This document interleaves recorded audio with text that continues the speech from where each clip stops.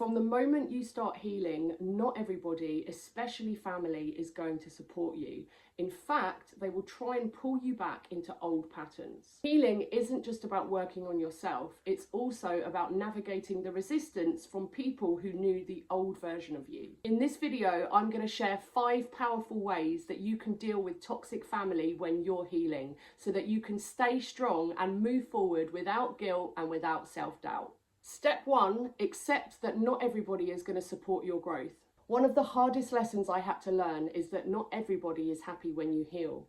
Some family members get used to you playing a certain role. Maybe you were the fixer, the peacekeeper, the one that prioritized everybody else. But when you start breaking these patterns and prioritizing yourself, it makes them uncomfortable. I remember I was talking to my dad, and for the first time, I opened up about my healing journey.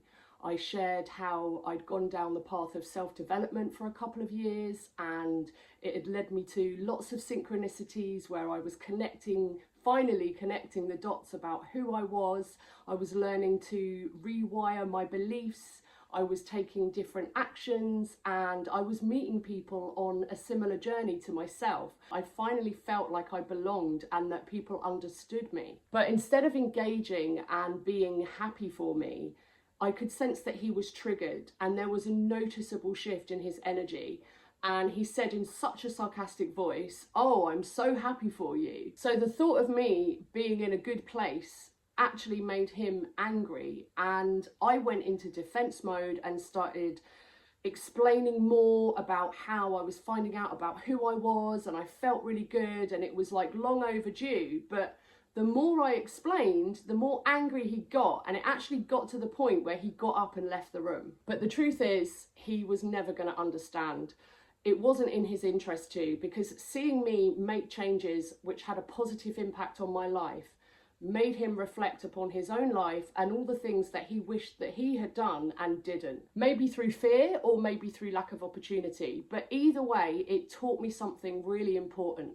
His reaction was about him, not me. When you start healing, you are forcing others to look at their own wounds. Some will support you, but in my experience, most will resist the new you because you're forcing them to look at the things that they haven't healed.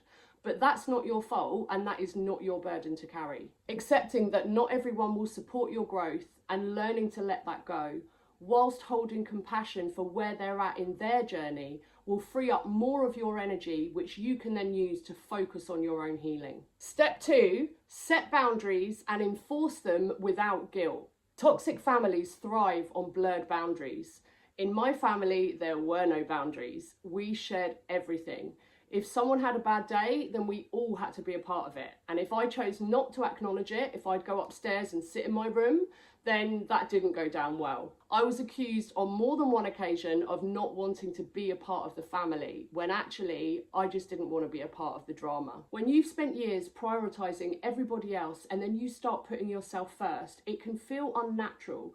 Not just for you, but for them too, because you're breaking a long-held pattern. The more I set boundaries, the more my family would try and put me back in a place that was comfortable and familiar for them, so that they didn't get triggered. But to be honest, most of the time, they didn't even know they were doing it because they were just playing out a subconscious pattern that they were used to. I used to feel I had to be available 24/7 for whatever was going on with them, until I actually realised how much energy I was giving away. So I started practicing phrases like, "I'm not available for this conversation right now. I hear you, but I can't take this on. I love you, but I need to do what's best for me." At first, I would feel guilty, but then I realised guilt was better than the resentment I felt after running around doing everything that they needed me to. Keep reminding yourself that boundaries aren't walls to keep people out. They are doors to let the right energy in. And if people don't like you protecting your own peace, then that is their issue, not yours. Here's the thing, set the boundary once and enforce it consistently. If you let people push it just once, they will keep testing you because they know eventually that you will give in and they will get their way. It might feel uncomfortable at first, but over time, with practice, you'll gain confidence and you'll gain momentum so that this becomes your new norm. Step 3, stop seeking their validation. I spent so much of my life trying to prove myself to my family, trying to make them proud of me and trying to be everything that they needed me to be. But the truth is, some people will never give you the validation that you're looking for, no matter what you do. Again, this relates back to that time when my dad walked off after I was sharing all the things I was learning and how it was helping me move forward with my life and that I was in a good place.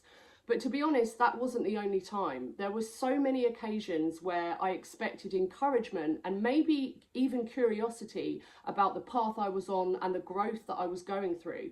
But instead, I was met with a childish reaction and sarcasm, which, to be honest, at the time felt like a slap in the face. But I've come to realise that I don't need other people's approval for me to heal, and I certainly don't need their understanding for my healing journey to be valid. Sometimes, no matter how much you change, people are always going to see you through the lens of who you used to be, but it's not your job to convince them otherwise. If you're struggling with this, then I want you to remember that some people will never give you the support or validation you're looking for. But that's okay, because you don't need their permission to heal. Healing is about you, not them. And the sooner you let go of the need for their validation, the freer you feel. Step 4, protect your energy and limit exposure. Not every battle is worth fighting, and not every conversation deserves your energy. If a family member constantly drains you, disrespects your boundaries, or makes you feel small, it's okay to limit your exposure to them. I learned this the hard way with family members that always had something negative to say. No matter what I did to prepare for the conversation and keep it light and positive, inevitably it would turn into this big debate because they were stuck in victim mode and it was them against the world and I couldn't convince them that there was another way. It would make me feel so out of alignment because of all the self-development and healing work I was doing, and I would leave the conversation feeling depressed, emotionally drained and wondering where it all went wrong. At the start of my journey, I would actually try to keep engaging with them, thinking that if I could just explain myself, then eventually they would understand, they would get it and they would respect me. But the more I tried, the worse I felt, and I would come home completely depleted.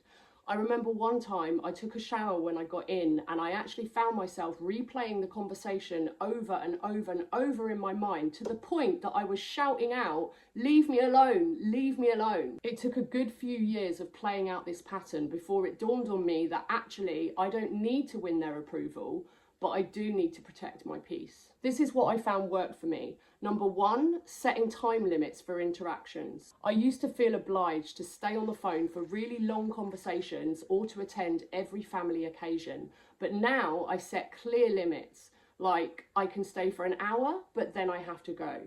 That enables me to engage without feeling trapped in their negative energy. Number 2, deciding which topics are off limits. I noticed that certain conversations always led to judgment or criticism, so I started shutting them down. If a family member brought up something that felt intrusive or negative, I would say, "I'd rather not get into that," and then I'd change the subject. And if they really pushed me for a response, I'd say something like, "I'm working on what's within my control right now."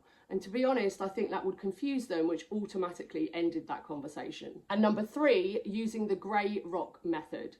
A grey rock doesn't have any passion, emotion, or response. If I had to engage with someone in my family with toxic energy, then I would keep my responses neutral, I wouldn't show emotional reactions, and I wouldn't get dragged into deep conversations. I just wouldn't feed their drama. If they tried to bait me into an argument, I would just say something short and sweet like, "That's interesting," or even shrug like, "I've got nothing." And over time, they would lose interest in trying to provoke me. At first, I did feel guilty. I was worried that maybe I came across as cold or distant. But actually, I realised that I'm not responsible for managing their emotions at the cost of my own well-being. Remember, protecting your energy isn't selfish, it's necessary. You don't have to cut people off completely unless you choose to, but you can control how much access they have to you. Before we jump into the final step, I would love to hear from you. Drop a comment below and let me know, have you ever had to set a boundary with a family member? And if so, how did they react? Remember, your story might inspire someone else who's going through something similar, so please share your experience. And if you haven't already, then hit subscribe because I've got more content coming your way to help you create boundaries, find peace, and step into your power.